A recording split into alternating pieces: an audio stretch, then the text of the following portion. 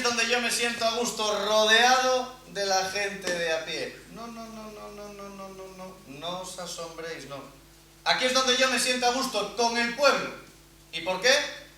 Porque yo también he tomado un autobús. Yo también he ido a las fiestas de mi pueblo e incluso me he echado mis quinielas. En el 99% de los salones de estar de este barrio hay una foto del presidente. ¿En este barrio? Tú no sabes lo que ha hecho el presidente por este barrio, ¿no?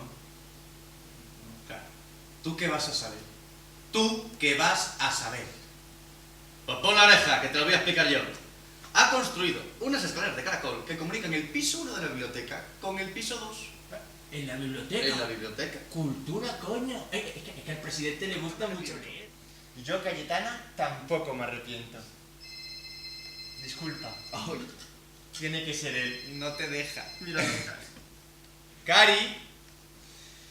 Dime, mi amor. Estoy en el baño, cielo. Estoy con Cayetana. ¿Te acuerdas de Cayetana? Que íbamos juntitas a las monjitas, íbamos juntitas de campamento. ¿Cómo que te vas ya? ¿Cuánto tiempo más tenemos que estar aquí?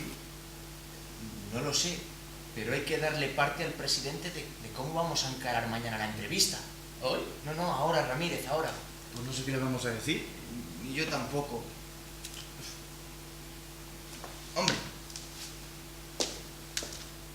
Hombre. Podemos decirle que